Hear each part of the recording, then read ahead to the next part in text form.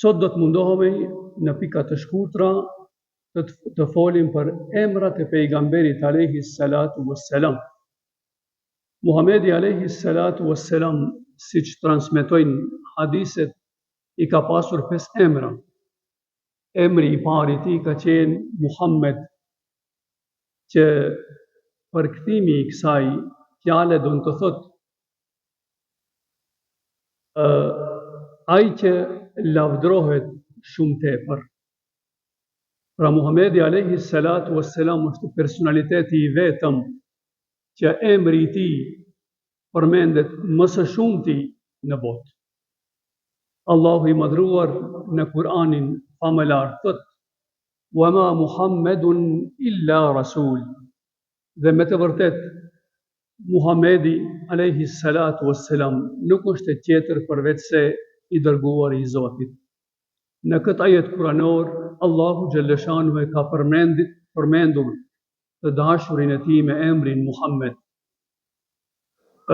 Të nderuar besimtarë, kur njerëzit e Mekës e kundërshtonin mesazhin hyjnor dhe e maltretonin pejgamberin alayhi salatu wassalam, pejgamberi I Zotit sallallahu alaihi wasallam, duke dashur që të gjeje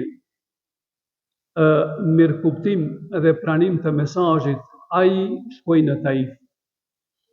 Por në Taif kaloi edhe më keq, nga se ata krahas që e kundërshtuan e rahan dhe I sollën me gur.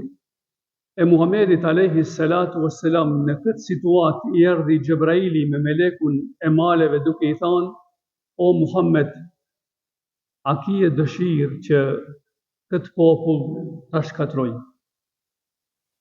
I dashur I Zotit sallallahu alaihi wasallam tha një fjalë madhështore që ta fjalë duhet të registrohen me shkronja të arta. Jo, nuk dëshiroj që ky popull të shkatrohet, nga se shpresoj që Allahu Gjellëshanuhu nga trupnat e tyre të nxjerrje njerëz që dhe adhurojnë Zotin e madhruar. Nderuar I vëlla, fjalët e pejgamberit alayhi salatu wassalam janë një mësim për ne, që jo çdo herë duhet të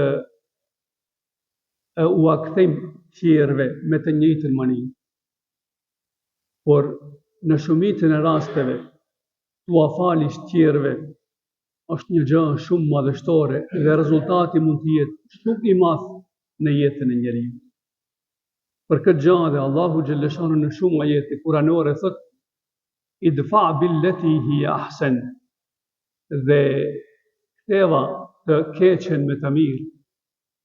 "Fa idha alladhi baynaka wa baynahu adawatun ka'annahu waliyyun hamim", dhe nëse kështu vepron, do të shohësh se armiku më I madh do të bëhet mik I iti I ngushtë.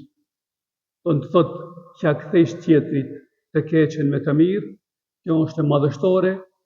Kështu na porosit Kurani Azimushan dhe kështu veproi pejgamberi I Zotit sallallahu alaihi wasallam.